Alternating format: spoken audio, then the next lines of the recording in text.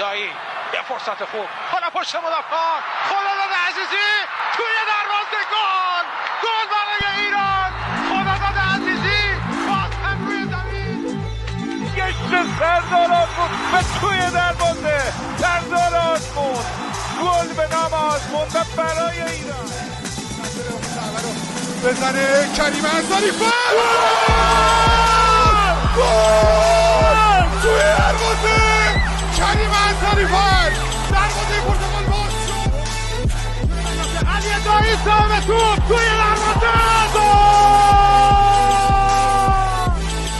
اشتباه حرکت از قوچان نژاد فرصت برای قوچان نژاد توی دروازه گل برای ایران. Hello everyone, welcome to another episode of Bezan. I'm your host, Erfan Hoseiny, and today we're going to be previewing Iran's next international window, where we'll take on Uzbekistan and Qatar in two very important World Cup qualifiers.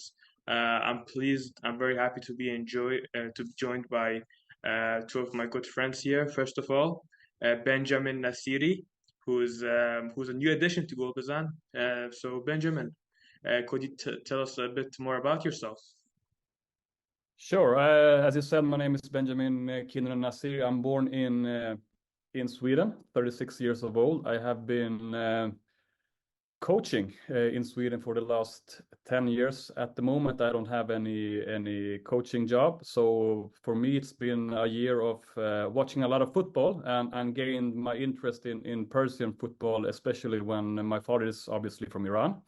I have followed Team Melli for as long as I can remember, but especially two last years, I have been looking at them a little bit more tactically to see what's happening with the national team, because I think we have a lot of talent, but I don't think we have gained the maximum potential from the team. So I hope I can add some of the perspectives I have seen during the years, and I'm really glad to be in this forum as well. So thank you for having me.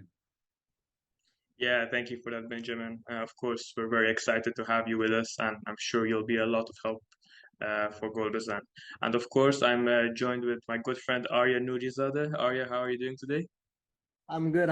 It's good to be back. Again, I want to give a warm welcome to Benjamin. I think we were on one episode in the past, if I'm not mistaken. But it's really nice that you're here permanently. I'm excited for what the future awaits. Yeah. Yeah. So without further ado, let's just get straight into it. So Amir Ghalenoei called up a squad of 27 players for the upcoming camp. So the squad is actually pretty similar to his recent squads, although we have seen the return of some players, including Mohammad Mohebbi, who's returned from injury. We've also seen the inclusion of talents like Mohammad Ghorbani, Javanbakhsh, who was left out of the previous camp. So we're going to analyze it position by position and see at the end, we're going to say what we would change about the squad. So in goal, we have 3 goalkeepers as opposed to the last camps where we had 4 goalkeepers invited. Alireza Bayramvand, who has been going through some controversies recently, has been called up alongside Said Hossein Hosseini as well as Payam Niazmand. So Arya, I'll come to you here first. Do you think that this is the correct choice? Yeah, I mean, I don't think there's anyone else he can really call up. I mean, he was calling up Asha Shakuri, right, from the under-17s. Obviously a PR move. I mean, he was never going to get any game time, unfortunately. Who else do you really want to put there? I know there's some guys in the PGPL that are doing very well, but anyways, he's not going to drop Hossein or Bayramvand for anyone else. So it's one we have to deal with, unfortunately. And Benjamin, what do you make of it? I think like Arya said, it's like especially in that position, it's like 3 goalkeepers. You have Bayramvand and the other guys. So it's, for me, it's nothing dramatical about that. It's the best guys we have at the moment. Yeah, and the goalkeeper position is definitely the least controversial one and the easiest one to make. So there's not much to say on that. But as we move on, the defenders called up. There were 4 center backs called up.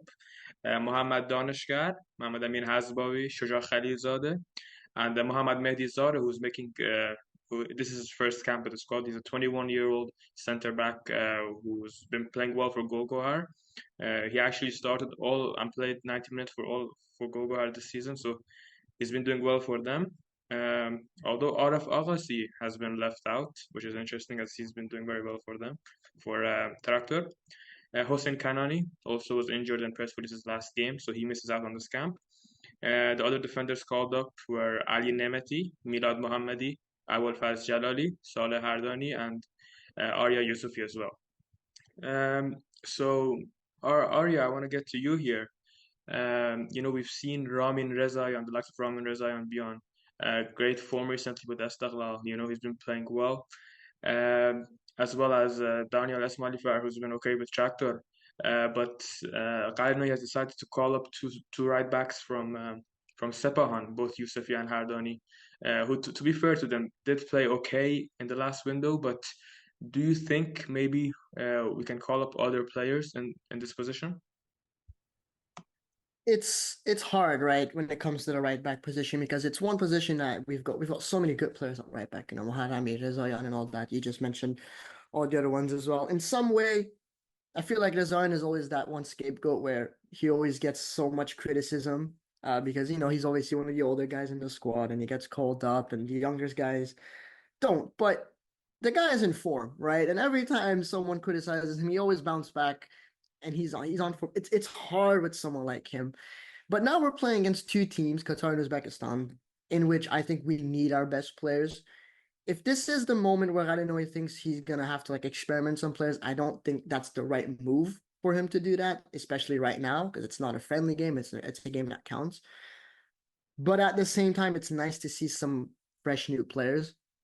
I'm kind of between the middle. I don't really have a position, and I think Benjamin here is gonna go more into detail, but I guess we're just gonna have to wait and see how they perform on the night. So I just hope nothing but the best, really. Yeah, and then coming back to you, Benjamin, the defenders as a whole, all of the positions, left back, right back, center back. What do you think of the players called up? Do you think anyone here maybe should not be here, or anyone else deserved it more over these guys? Well, as Arya said, if we take Rezayan as example, these two games, I think they're crucial for this campaign, especially the Uzbekistan game. I think when I have scouted and analyzed, Uzbekistan is probably one of the best teams in the campaign so far, if you look at the data. And I'm as a coach, as I mentioned before, I love the idea of bringing young guys in, to see the future. But is this the right moment? When you're going to play two of the toughest games in the group stage? I don't know. It's hard. I like to be proven wrong because these young guys can develop a lot and hopefully are the core of the future of the national team. But in this moment, especially when we maybe didn't play as that good against the Arab Emirates, I don't know if I think you need to develop your game and not just rotate players to hope for the best. And one thing, you talked about bringing in two guys from Sepahan, two right backs from the same club, that's not that usual in the national teams to have the two right backs from the same club. Yeah, and for me personally, okay, I don't mind the fullback options. I get it. If you want to phase out Ramin because of his age, okay, I get it. But something I don't get is for the center back spot. Yeah, I'm not saying Shuja should not be called up. Actually, I think Shuja is a good defender and he's been doing really well for Traktor. But if you want to phase out the older players in certain positions, I don't see why you're not calling up the likes of Arif Aghasi while you're calling up Mohammad Daneshgar. Daneshgar, credit to him as well as Ali Nemeti. I think they've both been really good for their clubs. But you can't make different choices for different positions. You can't use an excuse for one position and then something else for another. So that's something that I feel like was done wrong by Ghalenoei. I feel like Agassi should have been called up, and especially since Kanani is injured, I think he would have made a good partnership with Gholizadeh. Moving on to the midfielders and wingers. So the midfielders called up were Said Izzatullahi, Mohammad Karimi, Mohammad Ghorbani, Salman Quddus, who recently moved to the UAE, Umid Nurafkan, Mohammad Mohibbi, who just came back from injury, Mehdi Torabi, Mehdi Qaidi, Jawad Hossein who also missed out on the last camp but is back, and then Ali Reza Javanbakhsh and Ali Gholizadeh.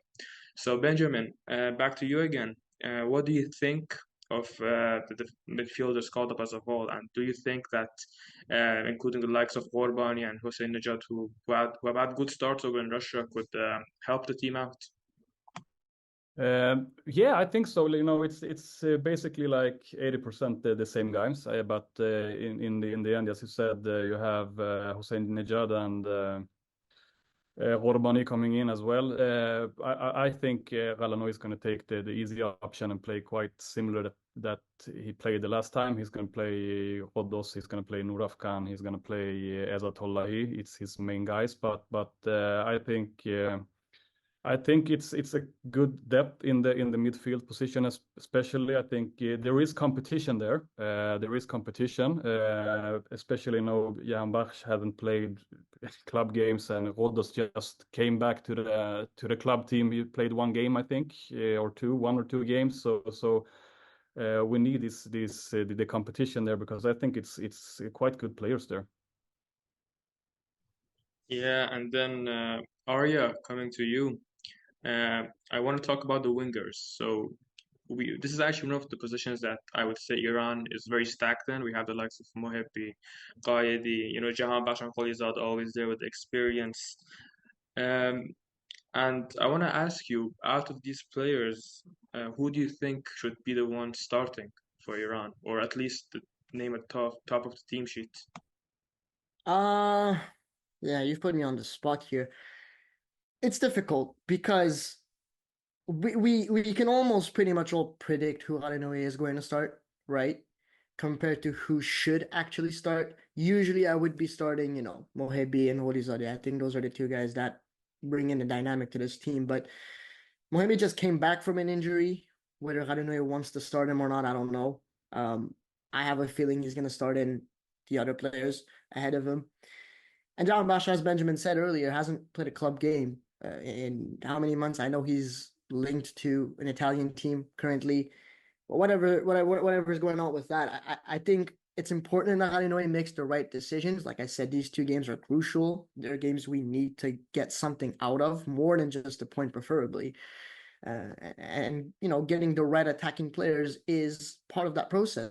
So I think I completely forgot to mention Qaidi. Qaidi as well, I think, is a very important piece. I mean, he's saved us against, he was very good in the last two games against UAE and against Kyrgyzstan. So I would start him as well. I think he's cemented his place up there with the way he's been playing, especially, for sure. Yeah, I completely agree with you there.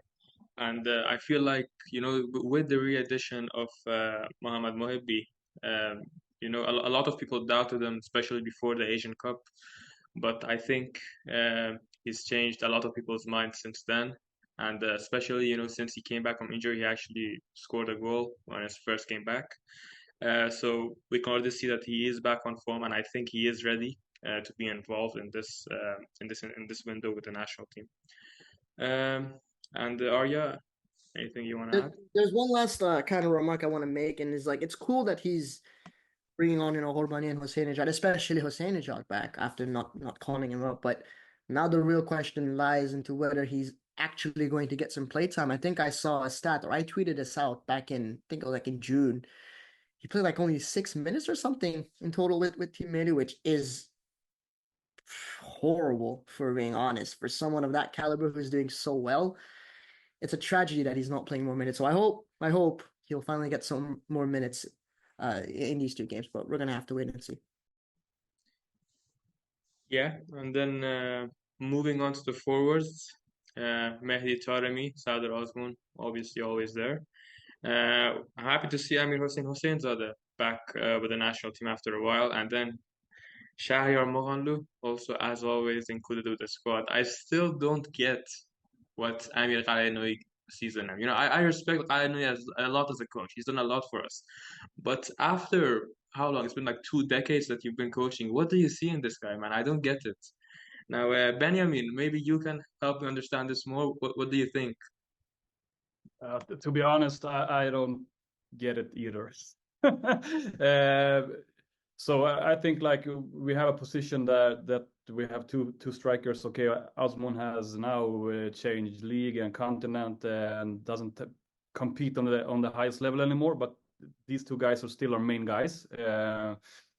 I think like it's an easy move. Like we take this guy in. We hopefully we are 1-0 up. We put him in. He can hold the ball, and like easy tactical stuff. But like in general, he's not a good enough player in my opinion to play in the national team in Iran with the potential we should have.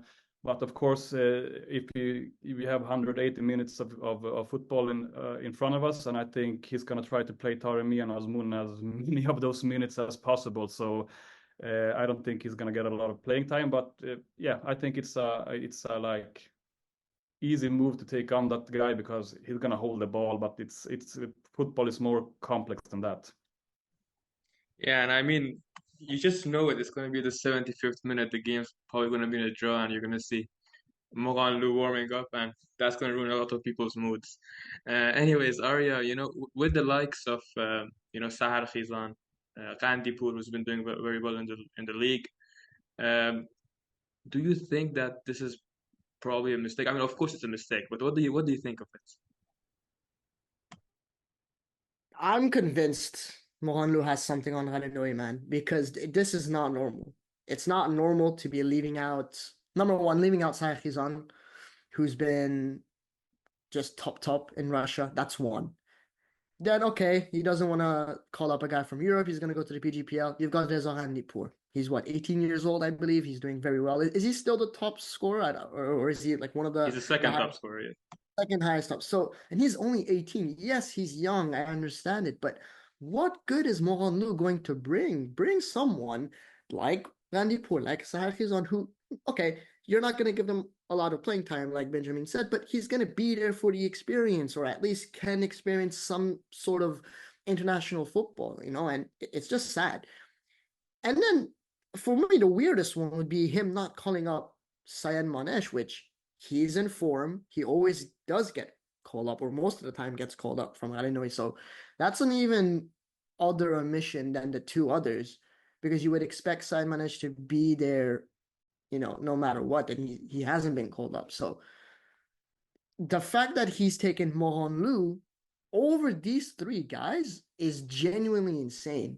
And I'm concerned about it because we all see eye to eye on this situation. What does he truly see in Moghanlou that the three others don't have? It's genuinely concerning.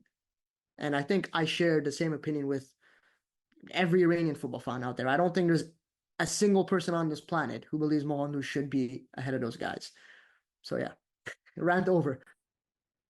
Yeah, and thank you for that, Arya.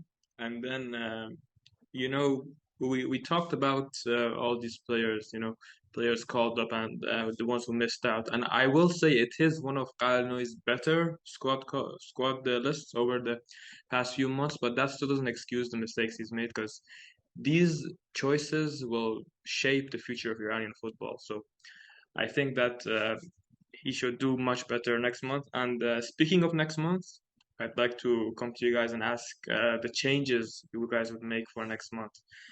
So Benjamin, I'll come to you first. And what are the main changes you would make for next month's squad? Obviously, I would look at the forward situation. As we speak earlier, I don't think Moghanlou should be there. And as Arya said as well, we have our two main guys. We have two main guys in Taremi and Azmoun. So it's about bringing in a player in form, or a player that we want to build on in the future. Because we need to have the generation change In the midfield, it's like we have our guys there.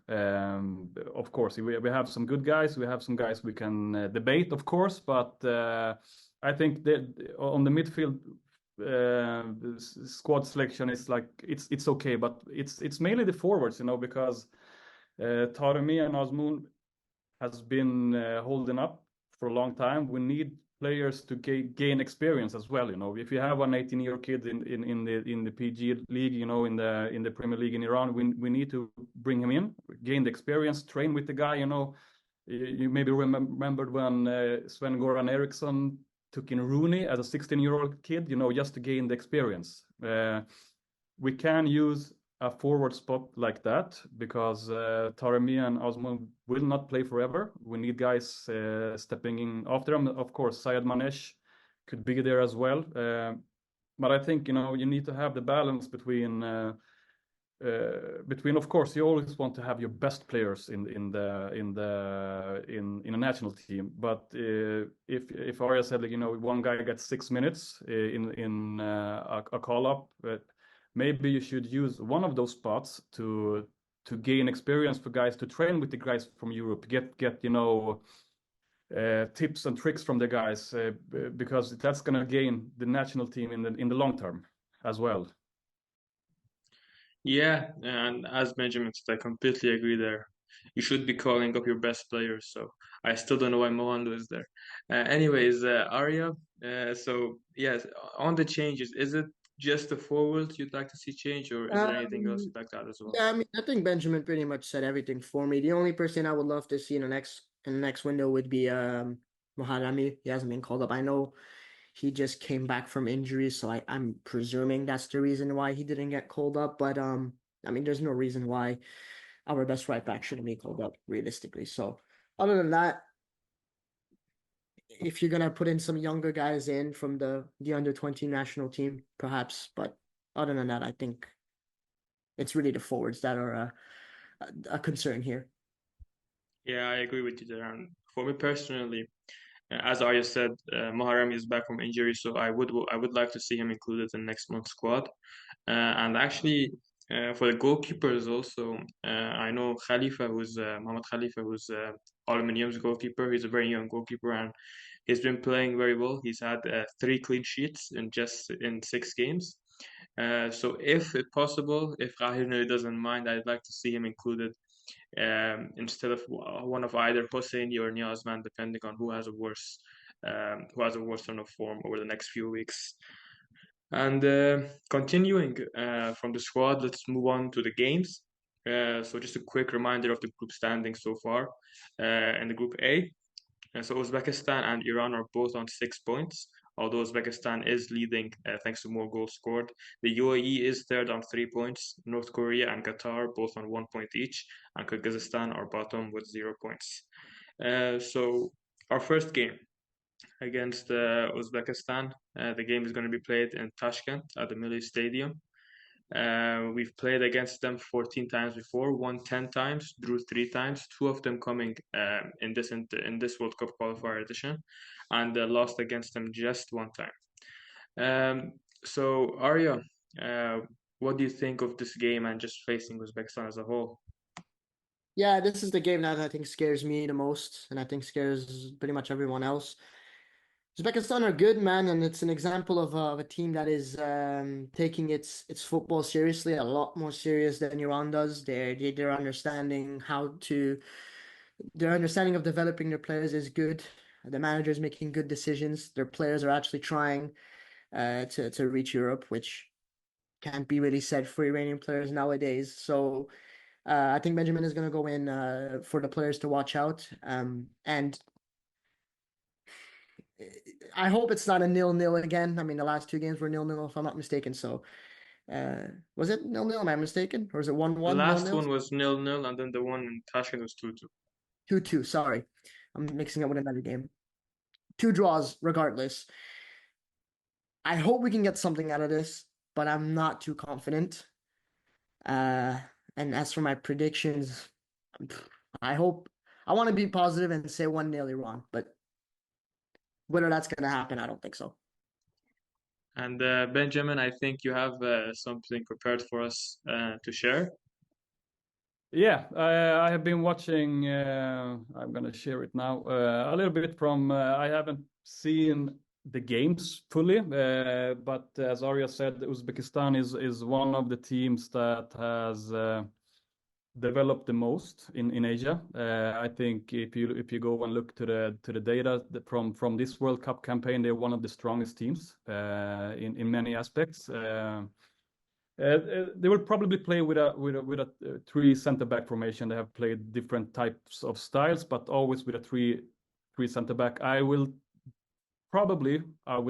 think they're going to play a 5-3-2, try to close Iran down centrally, and especially to gain control of Osman and Taremi, who's obviously is players to watch out for them. They have been, if you look at the passing data from Y-Scout,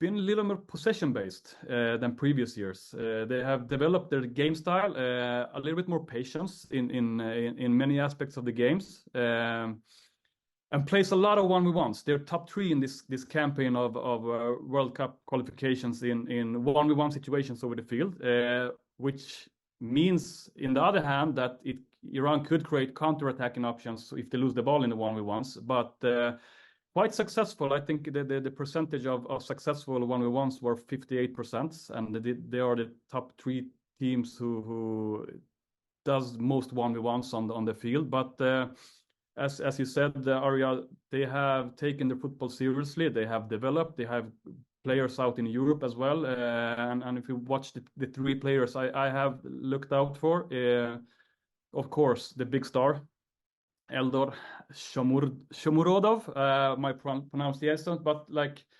he's their main guy. He's their main guy. He has a lot of touches in the box. His expected goals and assists combined are in the 4th place in this campaign, which means he's a big threat. You know, this is a guy we need to take seriously.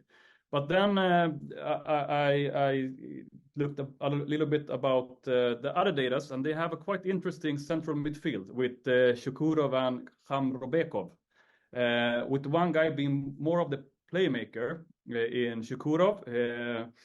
He's really good at finding passes to the final third, obviously setting up Shamurdov.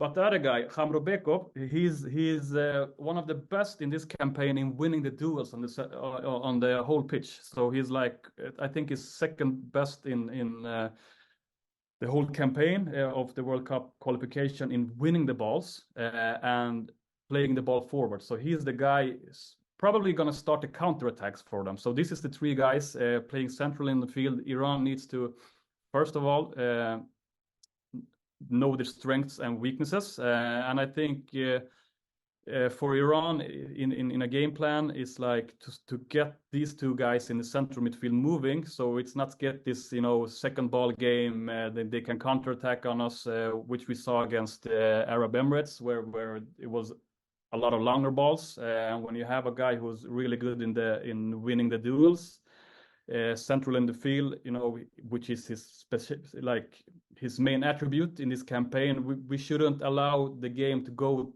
towards that.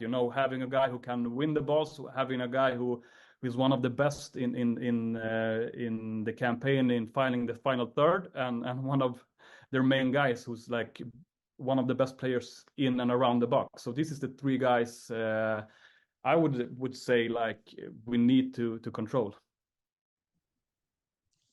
Yeah, and Uzbekistan obviously, I would say a common opponent for Team Melli at this point, whether it's in friendlies, whether it's in the World Cup qualifiers last round, this round, and they have an interesting relation with Iran. I mean, we have some of their best players play in the country. When you look at the likes of Jalaluddin Masharipov, who's I think their vice captain. He played in the Saudi league before. He had a stint in Greece. A very good player with Esteghlal. Oston Oronov, who played very well last window, scored their winner in the game against Kyrgyzstan. And unfortunately, though, I think he is injured. So he won't. Unfortunately for them, he is injured and he won't be playing against Iran most likely. But he's been playing well for Persepolis, as well as Yusupov, who is their starting goalkeeper. He plays for Fulat. So I also want to mention one thing before we move on. Srečko Katanic, who's Uzbekistan's head coach, has been undergoing some health issues, and he won't be available on the sideline for the game against Iran. So I wish him a speedy recovery. You know, it's never good to see anything like this in football.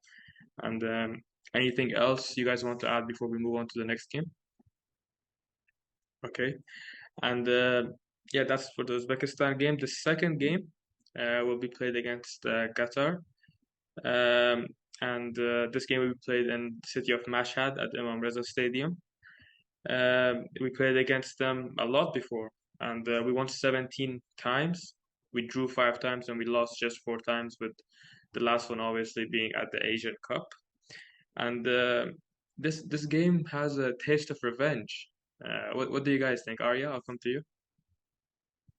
Yeah, I hope we can get that sorted out. Broke my heart, you know, after such an amazing game against Japan, to go out like that against Qatar was a horrible feeling. Nevertheless, I'm a lot less stressed on Qatar than I previously was. Their last window was horrible. They lost 3-1 to the UAE, and they drew 2-2 to North Korea, which can also be a concern for us. Nevertheless, to be honest, since the Asian Cup, they haven't really been amazing.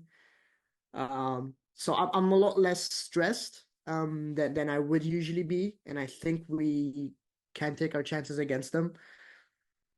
But yeah, I don't really have anything else to add. It's really just that I just hope we can beat them so I can, you know, kind of taste the revenge per se. Yeah, of course, and I think the players have the same in mind as well, and would like to get revenge against the Qatar side. Moving on to you, Benjamin. What do you think of this home game, and what about the tactic-wise, the data-wise? How do you think this will go? Yeah, as Arya said, it's more emotions when you play Qatar. You know, I think it's gonna be 2 different games. I think it's gonna, against Uzbekistan, it's gonna come down more tactically. I think in the game against Qatar, you need to have your emotions in place because we have revenge against them to get. The same here. They most likely will play with a 3 center back formation as well. That's quite popular now in football in general. But the defensive data has shown a lot of weaknesses. If you look at the last campaign, the games they had, the two previous games against Korea and Arab Emirates, they conceded 2 goals against Korea with an XG of 0.55.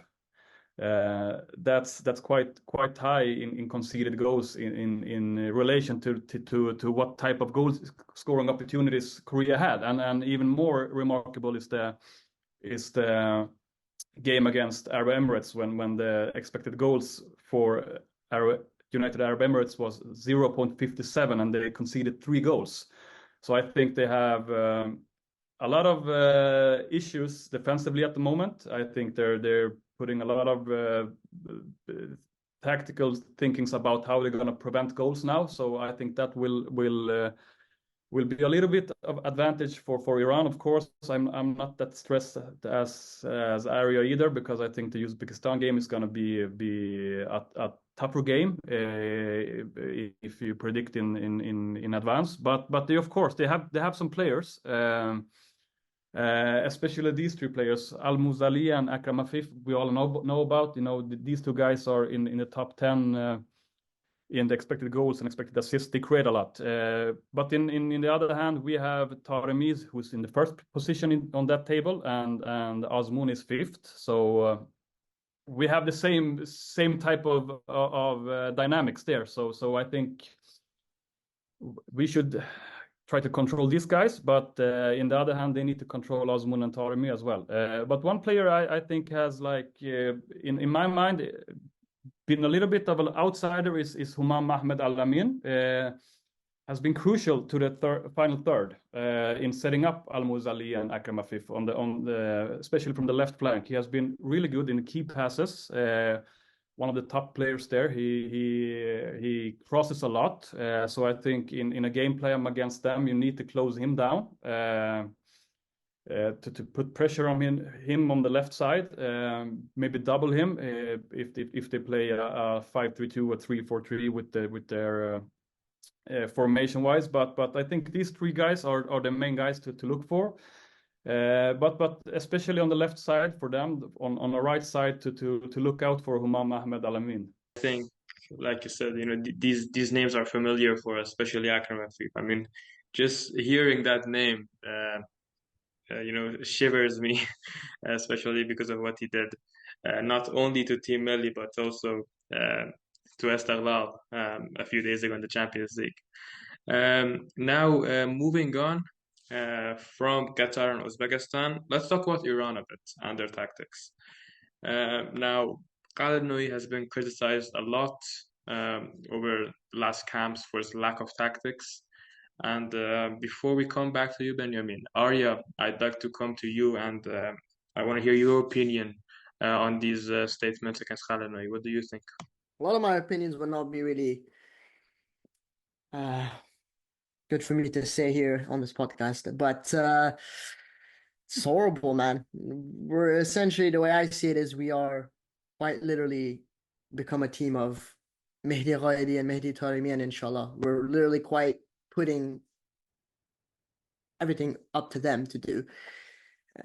There's no tactics at all, it seems. I mean, if you just see the game against Kyrgyzstan and the Emirates, I mean, what was that in terms of tactics? I mean, I could have done a better job than Ghalenoei in terms of tactics for those two games, and it's hard to see what he's trying to do with this Iranian side. It's not clear to me, and I'm not by any means a tactical expert. Again, Benjamin is going to have a lot more to say than I will, but it's just like from a person who doesn't know much about tactics, you can clearly see that there's no tactics. It doesn't take anything to figure that out. It's everything is all over the place when it comes to Team Melli. So it's not something that I think will be fixed in the near future for Ghalenoei, but we're just gonna have to wait and see.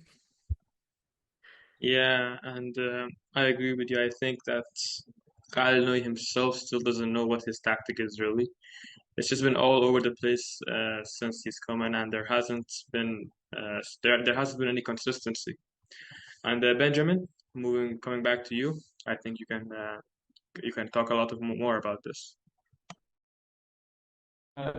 Yeah, of course. I have especially watched the game against the United Arab Emirates because I think like a team like Iran, we go to the World Cup. We regularly go there, but then in the end, it's a little bit like Arya said, it's inshallah. I think it's like the World Cup campaign, the qualifiers, is a perfect spot to try to create something. And if we watch the game against, I have taken out some pictures from the game against United Arab Emirates, a little bit in how Iran was trying to play. Can you see the pictures? So first of all, like we play a decent team in Asia, not a good team, but a decent team. Sometimes it's hard to play against them, but like one thing that comes in my mind, our average passes per possession is 3.53. That's not a super high number. It was clear that the tactics was to play longer balls. He wants to feed Osman. He wants to feed Taremi. But the problem is, like, if you're going to play on the higher level, you need to have something to fall back on. And a longer ball, every coach has his own philosophy. I don't agree that longer balls is more worse than the shorter passes, but it's about from where you put the passes in. We can look a little bit how it looked in the previous game. It was clear that the two center midfielders and two center backs wanted to create some type of box in central midfield, which is good, because if you look at this picture, we are 4 against 2. We have an advantage in the game. But the problem was that we rarely or mostly never use this advantage in creating something to get them moving. We are 1-0 up. You can see the time frame, 54 minutes in. From this situation, we end up in letting these two players pressing us. We were 4v2 initially, but one pass in the sideways, and then all of a sudden we are in a situation where we force our center backs to put the longer balls. In the next picture, you see the striker is pressing the center back, and from here they're 1v1 all the way. This is not a good situation. And from there, the ball was longer. And this is the next pictures I'm going to show. It's a little bit more symptomatic in what you talk about in the lack of tactics. We can see here, we start off with the box, no problems. We start here, but the ball is at the center backs. We can see Taremi dropping down. We can see Nurafkan showing some kind of a sign with the hands that he wants to create something. In the next picture, you can see it clearly. He shows his hand like, okay, let's do something. 67th minute, 1-0 up. I think Nurafkan wants to go to that space. Why? Because this is a common space a central midfielder drops down to create time. You can see Taremi. He's pointing like with his hands. Reaction. It's unclear what's going to happen here. Nurafkan wants to go down there, but we can see the body shape of the center back. He's not thinking about that at the moment. If Nurafkan would drop down there, it's an easy pass to Nurafkan. Ezatollahi can join. We can have Mohammadi join, and we can have the winger join to creating some kind of movement in the UAE defense. But in this game, as you can see, we let one striker press us for the longer ball. We just whip it out. Next clip the same, or next picture. He wants to drop down and create time in the build-up. If he would move down there, you can see we have 3 versus 2 advantage against the first strikers. As Ezatollahi is right behind them, we can create time. It's about creating time in the build-up to organize positioning. Once again, we can see that with this position, is a 2v1 for their winger. It's a good start for a build-up. But now I have to do this. Wait. Now, instead, we choose to play into the press. I don't know how many times we play right into the press, to the right back, and then they can press us. They force us to the longer balls. And what should Taremi and Osman and the guys do from here? It's a 5v3 or 6v4, depending how you count it. This is not a good situation in feeding the strikers. If that is the main objective with the tactics, you need to find heights in the game so you can put it in. We have one situation where it actually worked out quite good, and I'm going to show the difference. We can start from here. First of all, Nurafkan and Ezatollahi has split themselves a little bit. This is 8 minutes in the game. We can see 2 strikers in UAE pressing, but this is the big difference, because when you put Ezatollahi in between the strikers as here, these 2 guys need to handle 3 players. You can see 3 players here, a little bit more shown. And of course, their central midfielders needs to pick up our guys, which leads that we have a numerical advantage from start. We should have 1 guy or 2 guys always playable, so we can move the ball. And this is a big difference, because when you get pressed man-man, it's hard.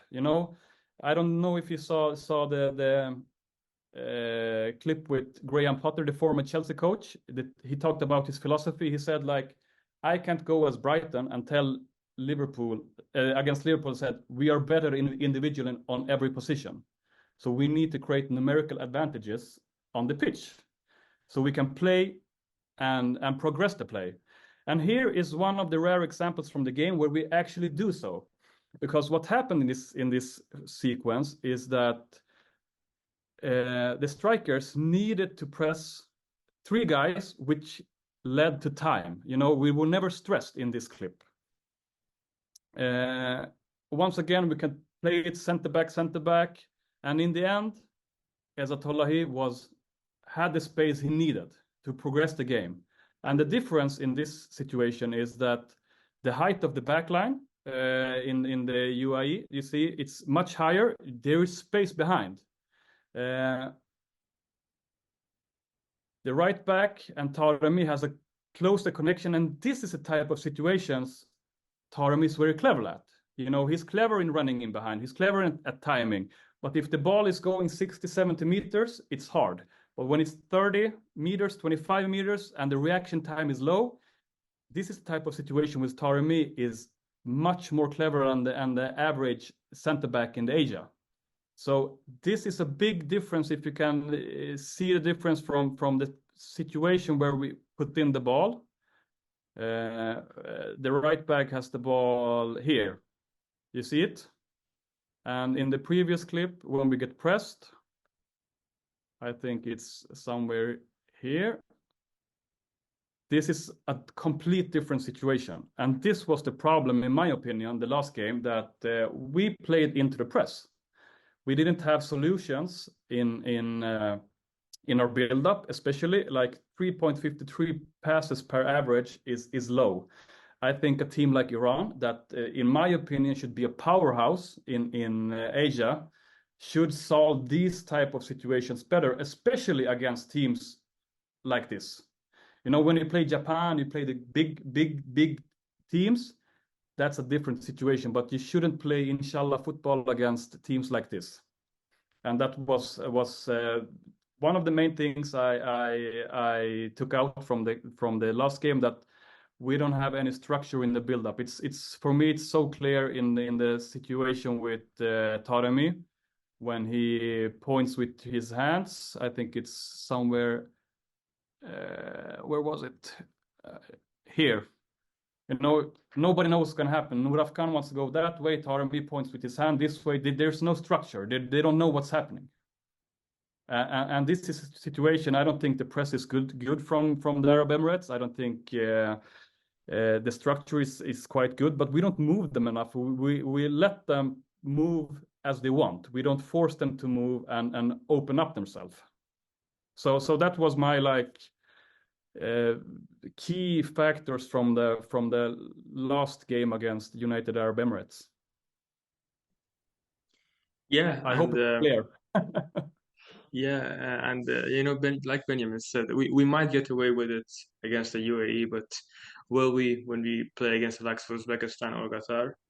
We'll have to wait and see. And also, this is why we have Benjamin on the podcast, because you know, these little things that me or Arya or any other average viewer might miss out, but is actually crucial to the understanding of the game. And once again, thank you, Benjamin, for your hard work and analysis. You're very much appreciated with us. Moving on from international football, let's switch it up a bit and go to the domestic side. So just a quick update on the Persian Gulf Pro League. So 7 weeks have been played. Sepahan top with 16 points. Persepolis, Malaban, and Fulad are all on 14 points. Malaban doing well this season with their young players. Although Persepolis do have one game less played. And then Esteghlal, who had a very bad start to the season with Javanbakhsh, are only on 8 points in 6 games. So they'll be looking to get back on track when their new head coach comes in. Havadar, bottom of the table, 7 games played, 3 points, and just 1 goal scored. So what I really want to talk about now, though, is the AFC Champions League Elite and the AFC Champions League 2. So we'll start off with the Elite, where Persepolis played 2 games against Al Ahli of Saudi Arabia, a very strong team, one of the best teams in Asia, with lots of big names like Mahrez, Firmino, Franck, and they actually played really well. You know, they did lose, but I would say that was a very harsh result. Arya, I'll come to you here. What do you think? I mean, we're talking Champions League football in Asia, where there's always some sort of there's always something going on in that competition. I think it's fair to say. In the case of the Iranian teams, Persepolis and Estella, they both have hard groups. It's not easy, and it's weird, man, because Estella started very well in their first game, but we're not so great in the second. I mean, obviously, they're going through a managerial change, and it's not really the best atmosphere over there. But you've got to do better, got to fight for it at least. I don't know if Benjamin wants to add anything to that. Yeah, Benjamin, coming to you. I mean, if there's anything you want to add at all, Esteghlal Yeah. currently sits fifth and Persepolis eighth. Esteghlal on 3 points, Persepolis on just 1 point. And considering Esteghlal were playing against the worst Assad side in years, and they lost that game away. I mean, yeah, I get it. Like Arya said, they were going through a managerial change, and then, but also Persepolis, who were playing a very bad Pakhtakor side, who haven't been doing too well in the league lately. They've been going through managerial changes as well, and you could say it was their easiest game of the campaign, but they dropped 2 points there. So Benjamin, I want to come to you here. Do you think what do you think of Iranian clubs as a whole at the continental stage? Do you think they have any hopes of making it to the next round? Yeah, of course, as I said, like competing with the Saudi teams, it's hard, the money they bring in and the players they bring in. Like the Saudi teams are on different level, but as you said, like you play against Pakhtakor and Al Sadd teams. I think that's the games we should show that we are a powerhouse. Maybe we can't compete with Saudi. It's gonna be impossible because the financial resources they have. But I think at least we should compete with Uzbekistan's league and Qatari leagues as well, because we have had a league for a long time now. We feed players to the national team, but the problem is structure. Like you said,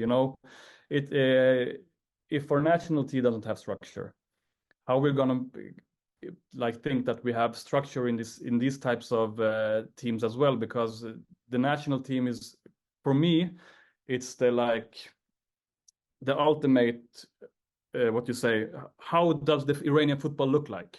That's like the top, and the clubs goes there after that. So for me, it's like, it hurts, it hurts to see us not performing well in the Asian Champions League, because we should, like teams like Persepolis. I grew up with like Persepolis and Esteghlal always being up there fighting, but the other leagues is chasing us, and some of the leagues has gone past us as well.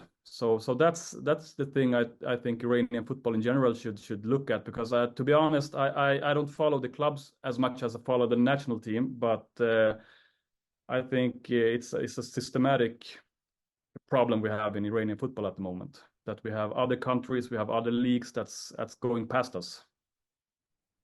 Yeah, and to be fair to the clubs, I mean, it's still the start, but you have to be doing better. And against these type of clubs, you have to be getting results. And to be fair to Esteghlal, they did play very well in their first game against Al Gharafa. A 3-0 win at home is very respectable. And Al Gharafa then went on to beat the defending champions 4-2. So there is hope. And like I said, Persepolis played well against Al Ahly away, so there is hope, and it's not something impossible. So hopefully they can do better in the next game. And then the second tier competition, the AFC Champions League 2, we have also two other Iranian clubs. Sepahan, who had a very bad start actually, they lost 2-1 away to Al Wahdat of Jordan. I think that was a case of underestimating the opponent. But although in the next game they did defeat Istiklal of Tajikistan 4-0. Traktor also had a very good start. They beat Al Wakr of Qatar 3-0 away. Completely dominated the game, finished the game in the first half, and just controlled the game in the second. They were supposed to play Mohan Bagan of India in the second game, but the team didn't travel to Iran, and now Traktor's group is just a 3-team group, with them being kicked out of the competition as a whole. So I don't want to get too deep into that, but just on the performances of the teams, Sepahan and Traktor. Arya, what do you think? It's much better, much better. Is there any news on whether Traktor is getting those 3 points for that It's game? just a 3-team group. It's just Okay, literally so 3 teams.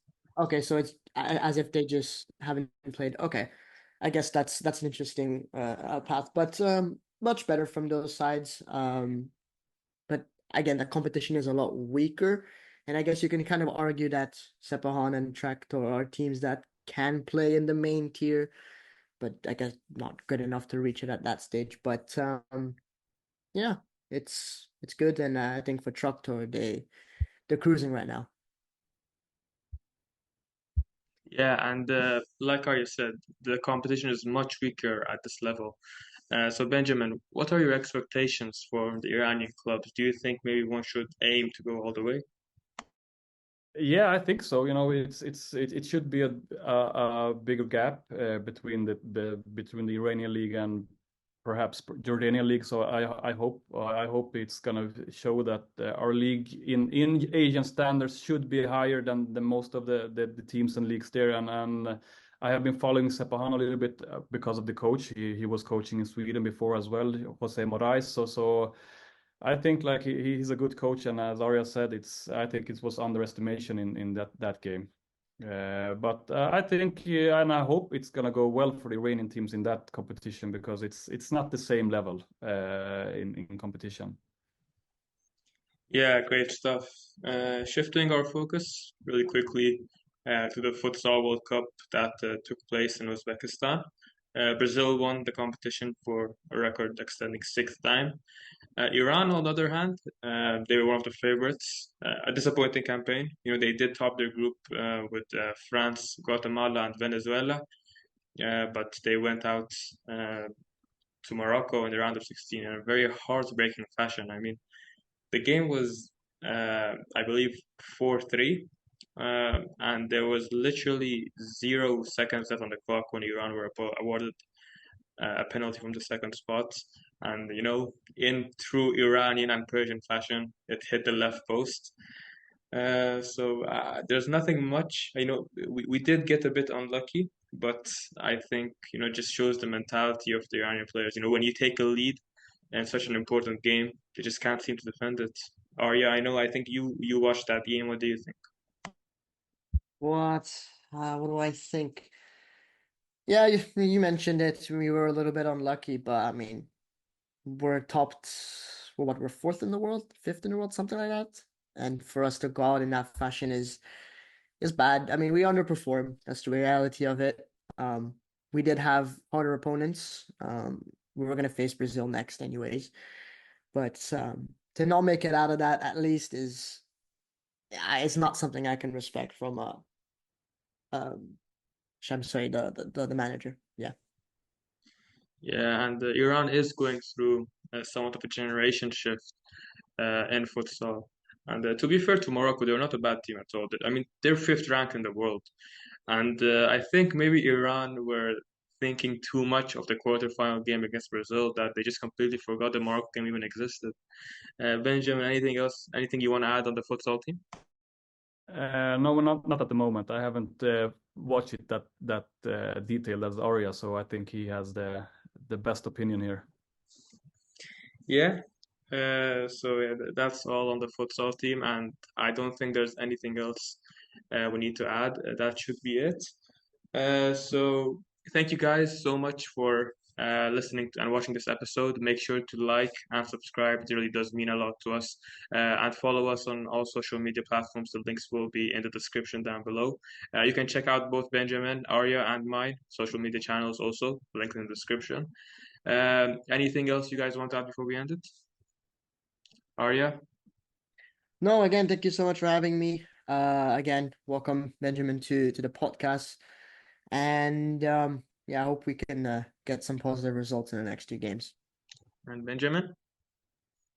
Yeah, as Arya said, thank you for having me. It was really a pleasure to be here. It was fun to talk Iranian football, so I'm not alone in Sweden talking about it. And of course, you know, the two next games, tough games.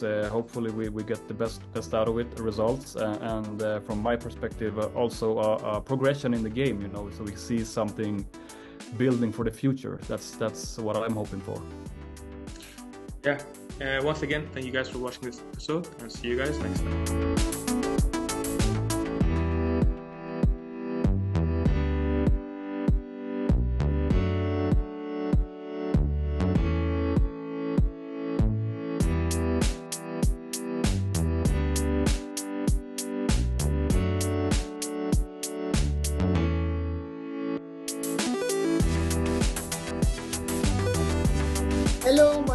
Erfan Farmani. Hello, my name is Ali Gholizadeh and you are listening to Bezan podcast.